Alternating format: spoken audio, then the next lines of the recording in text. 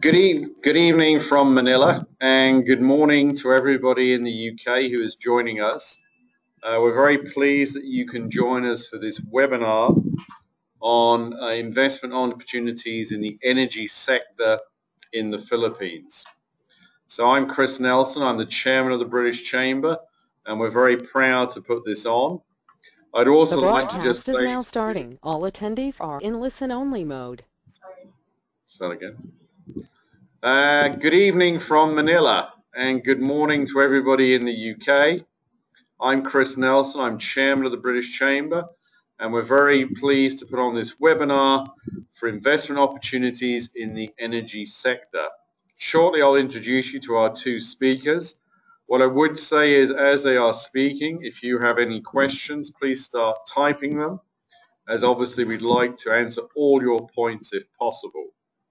One other key point, we are going to have a joint trade mission in June of this year between ourselves and UKTI, focusing on energy and water. So please keep that in mind. We'll obviously relay further details. Let me now kindly introduce our speakers.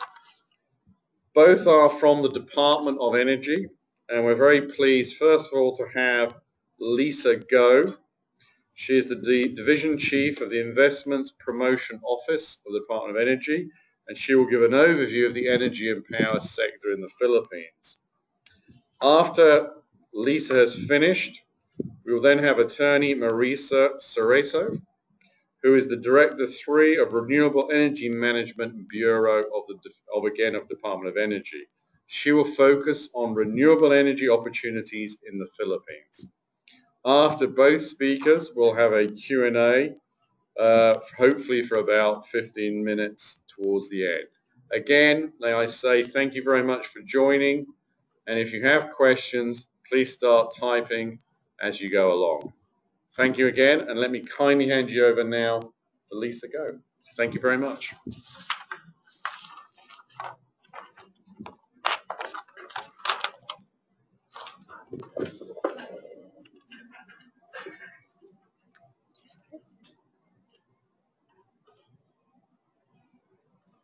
Yes, good evening from the Philippines, from Manila. Let me present to you the investment opportunities in the energy sector. I'll be focusing on the opportunities in the power sector and touch a little bit on the oil and gas, coal, natural gas, alternative fuels, and renewable energy, but this will be expounded later on by Attorney Cerezo. In the power sector, let me just provide you the situation. We have on screen the various fuel resources for energy. We have quite a diverse source of energy, with coal leading at 33.8% of dependable capacity. Then this is followed by natural gas and oil, and by hydro, natural gas and oil, and geothermal. We have a total installed capacity of 18,445 megawatts. And on the right side of the screen shows you the transmission network of the Philippines. We have three main grids. First is Luzon, the green colored at the topmost. We have the yellow shaded islands, which is Visayas. And the third grid is Mindanao.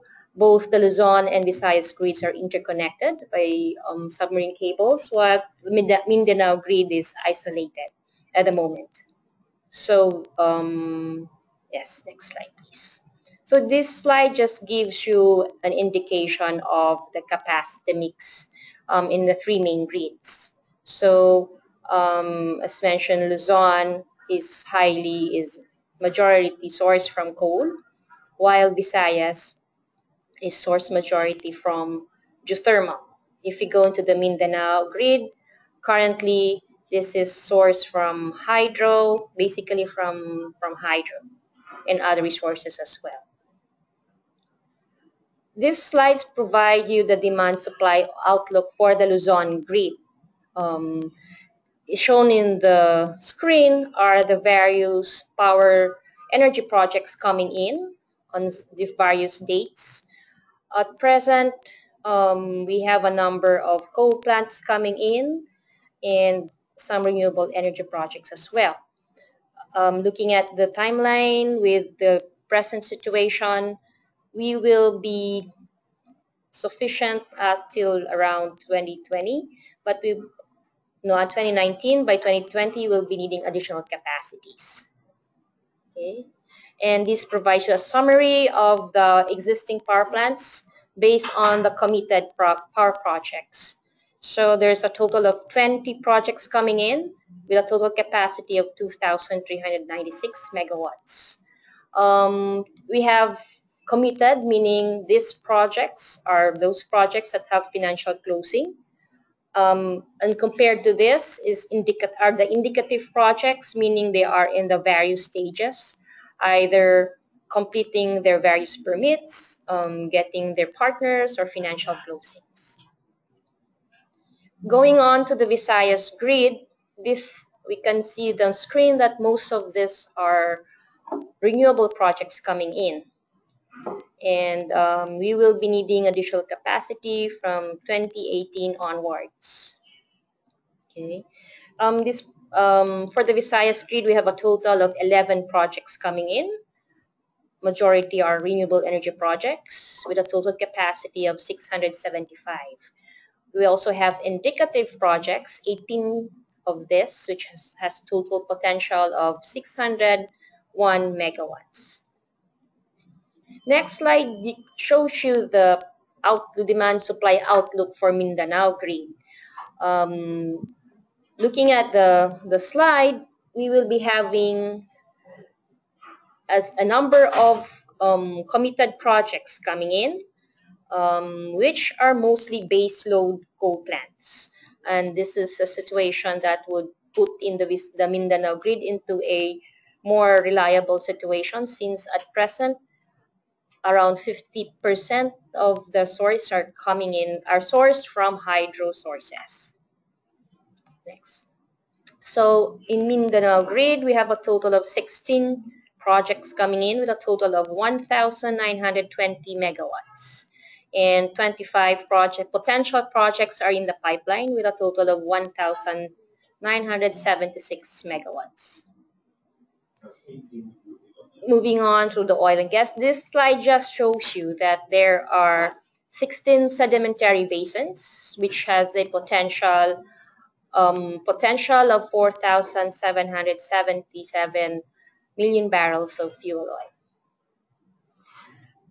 oil. We have existing 29 service contracts and has produced a total of 1.42 million barrels of oil. And as part of the strategy of the department to attract more investors into the petroleum sector, we are into the Philippine Energy Contracting Round. We're in the 5th. We launched this on May 2014, and we offered 11 areas with a total area of 8,824 hectares, with potential areas in 11 areas. Okay, and we have received various applications, and three of these are qualified for evaluation. Okay, moving on to coal. This slide just shows you the coal reserves all over the country, and these are potential sources for coal exploration. Currently, we have a total number of 76 service contracts. 46 of this are in the exploration stage, while 30 are in the development and production stage. We also have offered areas for during the Philippine Energy Contracting Round, and these are the sites areas offered. Out of the areas offered, these are the contracts that have been awarded already to the private sector. In the natural gas sector, currently we have the main source of natural gas from Malampaya, and it supplies 3 main power plants with a total capacity of 2,700 megawatts. Aside from the power plants, it's also used for a refinery and for the pilot testing of fuel for buses. Okay. This just showed the potential, the opportunity for natural gas. We are moving on for it has an opportunity for the natural gas pipeline. We have the Batman 1, we call it the Batangas Manila, which is currently being offered by the PPP Center, Public-Private Project Center, but they are currently doing the studies for the next phase of the project. Okay. For alternative fuels, we have mainly biodiesel and bioethanol. And these are the potential demand for both biodiesel and bioethanol until 2030. I would just like to show you one slide for renewable energy. This just shows you the plan to triple the installed capacity of renewable energy by 2030. Details again will be discussed by Director Sir Ezra later on. Just to mention the policy initiatives by the Department of Energy, we have the following initiatives. I won't go into each of this, but we just like to highlight that we would like to maintain the share of renewable energy sources in the country, installed capacity at 30%. So this is a good opportunity for renewable energy players. Okay. We have some guidelines and standards for the downstream oil. And next slide. We are engaging in what we call an Energy Virtual One Shared System, or EVOS. It's a web-based monitoring system to facilitate or monitor applications in the energy sector. And it is envisioned that it would contain a database of information, including the processes, forms, and fees that would be beneficial to both the implementer, developer, and the agencies concerned in the approval process of each application of permit. I guess that ends my presentation. Thank you.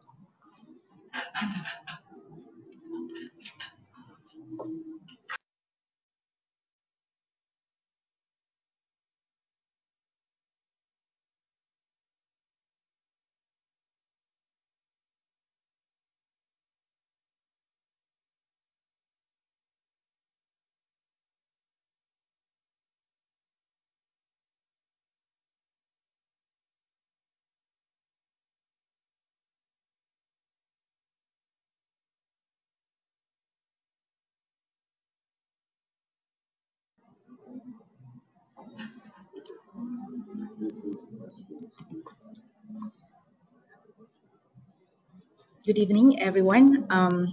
Let's now go to the details of the renewable energy development in the Philippines.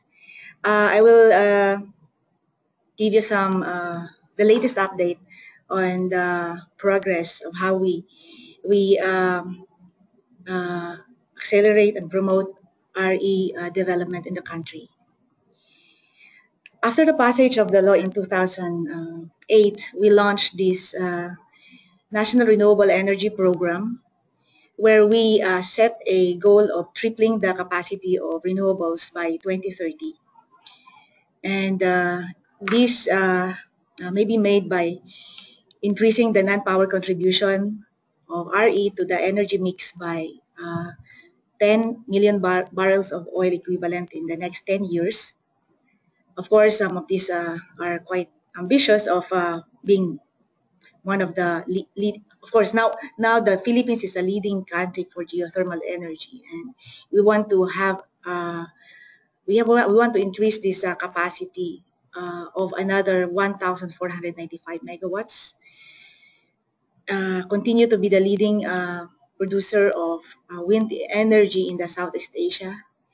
And also we want to develop the hydro capacity with an additional 5,000 megawatts and expand the contribution of biomass, solar, and hopefully soon ocean energy in the mix. This is the roadmap we've set covering the period 2010 to 2030. As we can see, the installed capacity of renewable in 2010 is 5,369.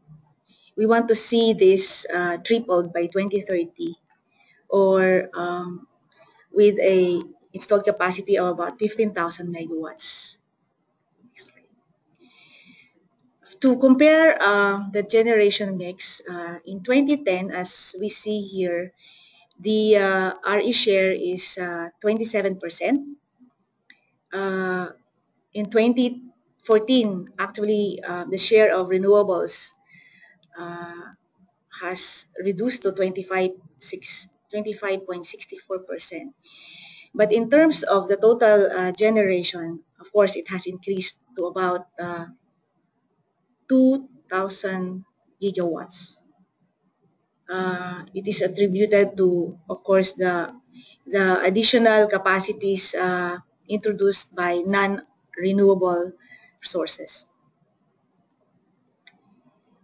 From this slide will show us the interest from the investors on renewables. As we see here, since 2009 up to last year, this is up to September of last year, we have a total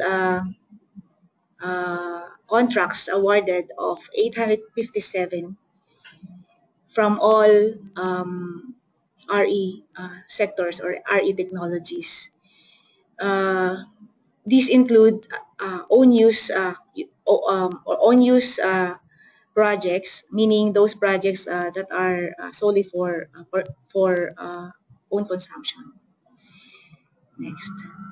But the live contracts that we have now is only 617, as in our contract system, there are projects that we have to pre-terminate in view of the other factors such as performance of the developers, and some would voluntarily surrender their contract due to the resource quality or due to market issues. So as of the moment, we have 617 contracts with a potential capacity of 12,273 megawatts. For biofuels, the total projects that we are monitoring now is 23 projects. As mentioned earlier, biofuels and bioethanol and biodiesel, we have a mandated blend. We have actually an excess production for biodiesel, but we need to study the implementation in increasing the blend. But for bioethanol, we have a shortage and we need to import. In addition to the contracts that we have awarded, we are now evaluating 291 contracts for different projects. Now, next slide. To determine the total number of capacities added to the grid from renewables since the implementation of the law, this table shows us a total of 1,005 megawatts since the passage of the law, most of which comes from biomass. A total of 348 megawatts followed by wind. I should say wind, 393 megawatts, followed by biomass, 358. Then solar, 144 megawatts, geothermal, 60 megawatts, and hydro, 47 megawatts. I would like to mention that there are also increasing interest in installing renewable technologies or facilities for net metering systems. As of now, we have 1.6 megawatts installed capacities under net metering system. This is our targets for renewables. We try to gauge our performance for our short-term target from 2011 to 2015, and we're close to our target. Our target is 1,088 megawatts. The total capacity that we added to the grid from RE is 953.075 megawatts. If we try to analyze its technology, we see here that geothermal and hydro seem to be slow.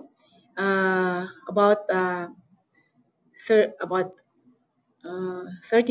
geothermal is only installed from its target of 220 megawatts, only 60%.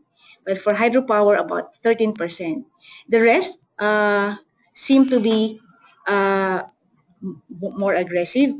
Wind and solar technologies particularly have doubled and tripled the respective targets.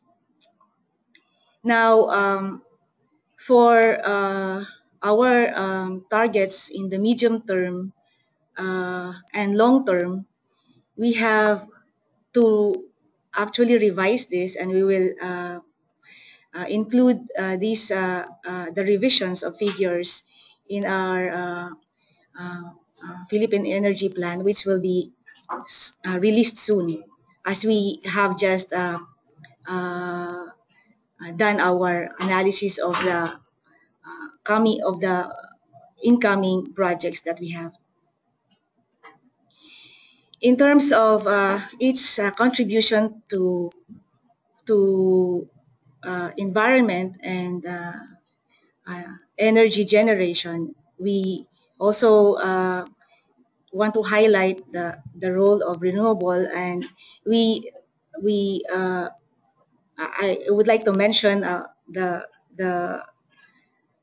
aspirational targets that we submitted in COP21, which is quite high, and we recognize the role of renewable energy sources in achieving our targets.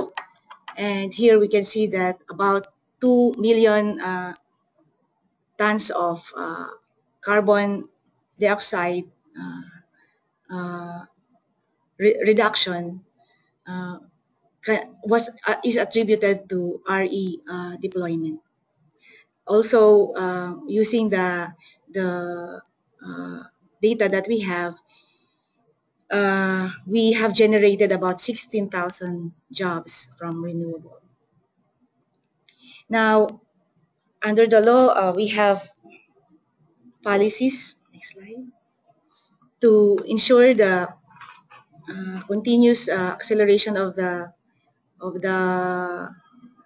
RE development. We have the RPS, which under the law requires the electricity participants to secure a certain percentage in their energy or electricity portfolio from renewables, and the guidelines will be released soon to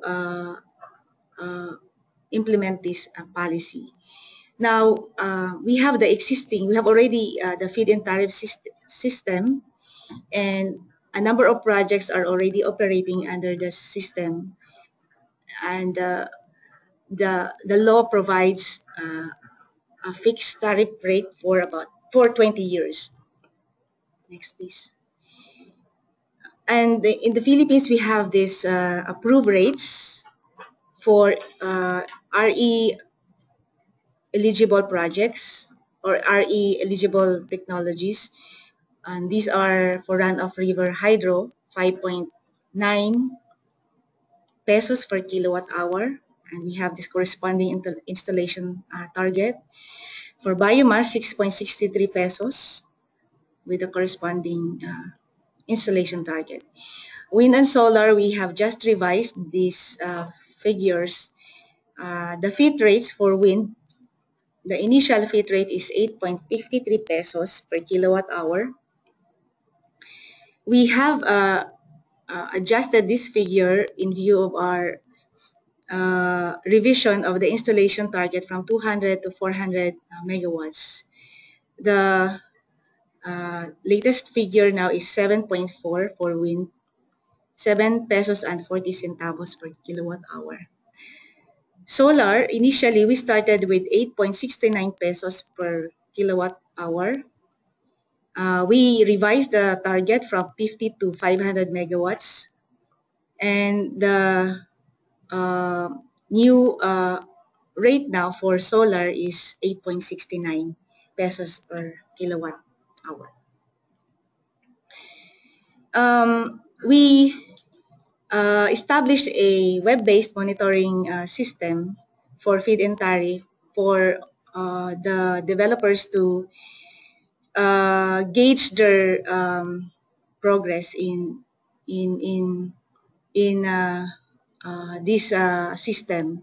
So we can see in this monitoring board that we have issued a total of 646 megawatts to avail of the feed-in tariff rates.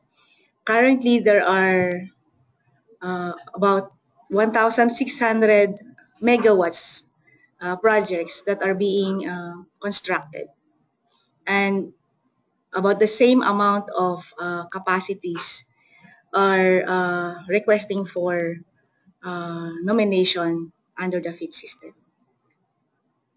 Next slide. Also, the law provides for net metering, and it's already in place, and about 1.6 megawatt peak are already installed. We are also planning for RPS in off-grid areas, and it's being the guidelines are being reviewed for issuance. Another policy that would move the RE forward is the green energy option, which will take place once the open access will be fully implemented. To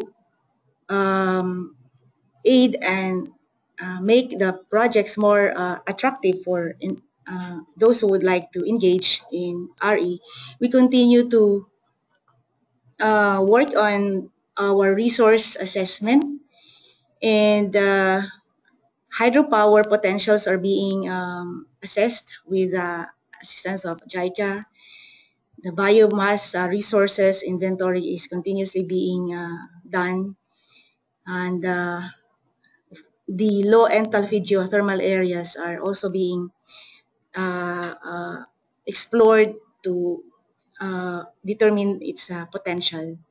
The resources on wind and solar are actually available in the NREL website, and as well as biomass, it's already available for public viewing.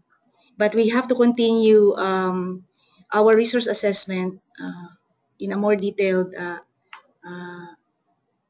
manner. Next.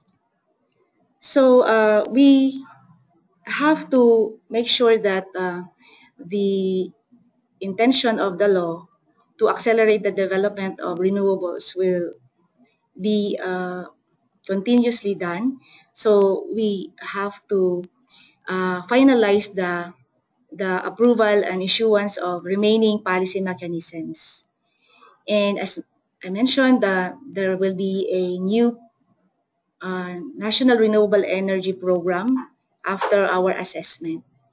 And the continued assessment of the database will be done. So there is a lot of potential for renewables, and we hope that more projects for RE will come. Thank you.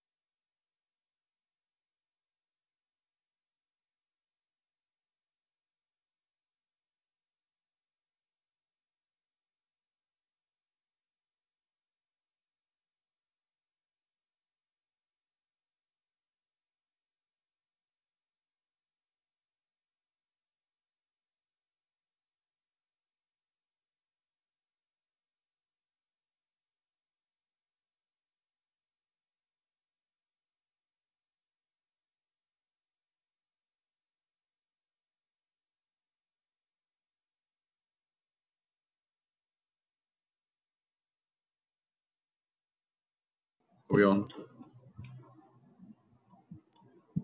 Oh my God. Okay. Okay. Good morning again. So now we're going to go into the Q&A section. I will read out the questions and then I'll ask either Lisa or Marisa to answer the questions. Bear with me because it's quite hard to read this. So the first is, what is the need for training and development in this sector? And I think the asker is Jeremy Uten. So who would like to answer that question? What's the need for training and development in the sector? Any of you like to answer? Definitely, we need a lot of capacity building. There are a lot of development in the renewable technology, RE technologies, and we welcome all the proposals for training. Our bureau is the youngest actually in the. Okay. All right. The second question. Oh, sorry, we've moved it on here. Is there a tendency to buy US manufactured products rather than European? And this is asked by Shirley Chapman. Actually, it would all depend on the company, on who are the takers for the EPC contract. So it would depend on the company itself, who they get. Okay, so I guess the answer is no, there is no preference. No preference. So there you heard it from the Department of Energy. So our next question is, can I know if the government of the Philippines has any development plans on the refining / petrochemical industry? And this is from Chin Kin Ong. On refining, actually the sector is quite deregulated, meaning private sector can come in and propose or put up its own refinery, which is currently needed by the country. Okay, thank you. Next question is from Alan Redman. My company specializes in offshore power transmission through subsea cables? Are there many projects to connect the power systems of the different islands within the Philippines with subsea power cables? Actually, as mentioned, the Luzon and Visayas grids are interconnected, but it's the Mindanao grid that's isolated at the moment, and this would require Power sea cables? yes, submarine transmission cables. And they can get in touch with the National Grid Corporation of the Philippines for any opportunities on this.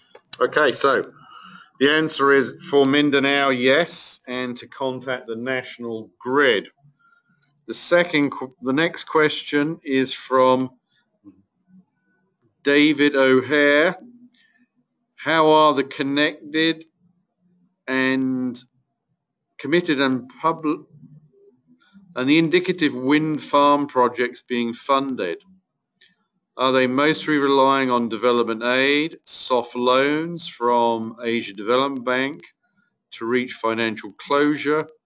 Or are developers managing to raise debt and equity through regular banks, lenders, investors? That's from David O'Hare. Okay. For indicative projects, most of the proponents or developers are still looking for their fund source. Some of the companies have their own 30% equity and look for bank loans. But for the committed, these are projects that have secured funds already. Okay. Hope that's clear. Thank you very much. The next question is, when you say the Philippines Energy Plan would be released soon, when can we expect to see a public version of that revision or revised version? And this is from Wen Yu Wang.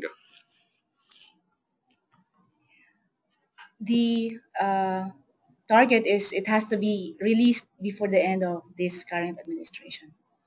Okay, so the answer is it's going to be released before the end of this current administration. This current administration will hand over power in June after the May elections. Next question. Will the wind power projects be onshore or offshore? And this is from Alan Redman. Currently, it's onshore, but it's open to the developers if it is they have the proposal to put an offshore. We are open to that. Okay. Thank you. The next question, as shown in the slides, coal is the main source of power generation, which is not particularly green. Does the government have plans for more clean use of coal?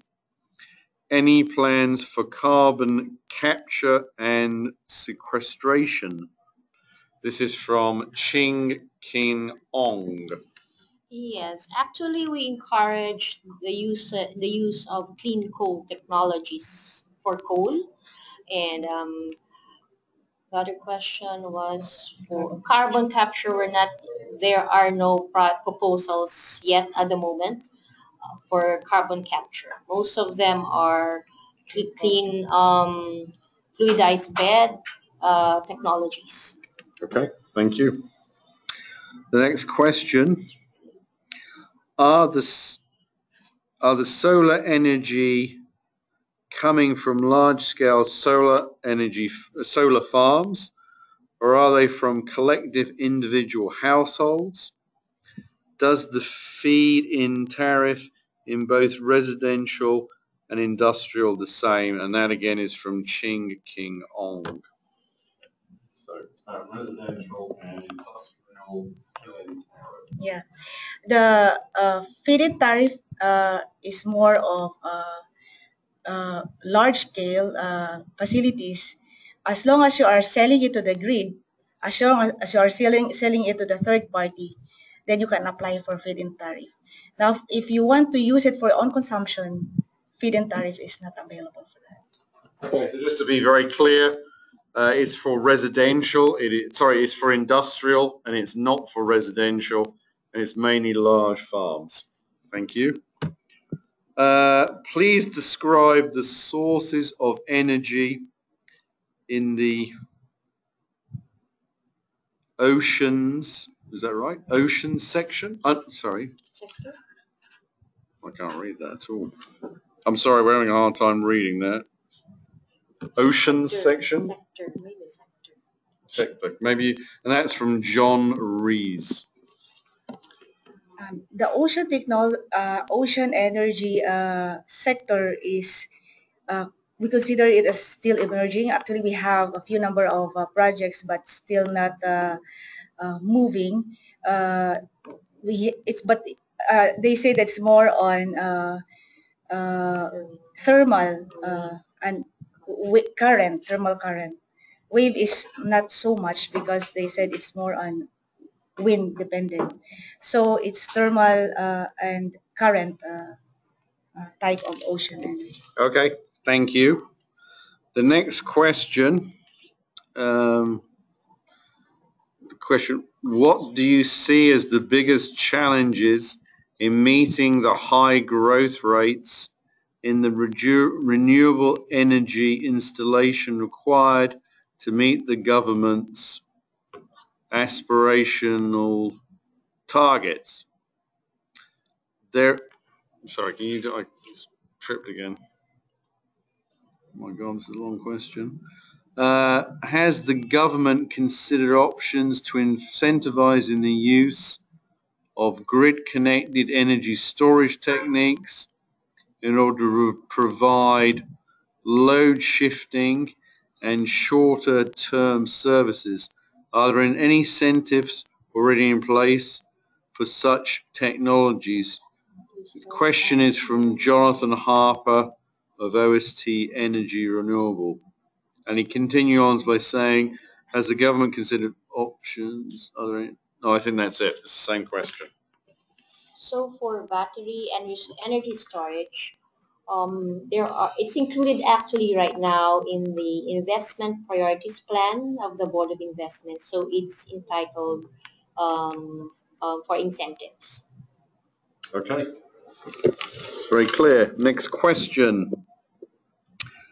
Is it possible for small and medium-sized businesses to link up with small Philippine companies in joint ventures? How does a small company in the UK contact companies in the Philippines to discuss joint ventures? And this is from Michael Pierce. Yes, it's possible for foreign companies to link up with local, especially that it's in the law, it's the renewable energy law that it should have a 60 Filipino and 40% it's foreign ownership. So they could look at the list of projects or proponents which are usually uploaded in the DOE website. So you can look at the list of awarded contracts, and you could also look at the list of companies or projects that are being successfully implemented. Okay. Can I also say that if necessary, you can also contact us at the British Chamber, and we're more than happy to also facilitate that interaction. Okay, I think the earlier question of Jonathan may have been missed. I'll repeat it. What do you see as the biggest challenges in meeting the high growth rates in the renewable energy installation required to meet the government's COP21 aspirational installation targets? There is a large gap, for example, in the long term and the aspirational solar targets presented. This is from Jonathan Harper, OST Energy, a renewable energy technology advisory firm. As mentioned earlier, we need to revise the NREP targets, but as we analyze it, major challenges is more of interconnection, RE integration, especially for variable REs. The Philippines is 7,100 islands. The interconnection for RE or integration of RE, especially for variables like solar and wind, is a major challenge. One of them. Okay, I think, is that the last question? Gail? Yes, we've done that. That's it? Okay, that is our last question for today. I'd like to, first of all, thank everybody for attending this webinar. I'd like to thank again our two participants from the Department of Energy. So we'd like to thank Lisa and Marisa for coming here kindly. In addition, the webinar recording and presentations will be sent to all of you attendees and will be uploaded on the Chamber's website. Please kindly answer the survey which will also appear after this webinar. May I also just kindly repeat again that we're planning a joint trade mission, that's the British Chamber and UKTI, and that will be on environment, and that will be taking place in June. Can I wish everybody, for the Philippines, of course, we're almost into our weekend, so we're going to wish you a happy weekend. And for everybody in the UK, I hope you have a very enjoyable Friday and a great weekend ahead. And thanks again for your interest. Take care. Thank you very much. Good evening. Ladies, thank you very much. Are we off?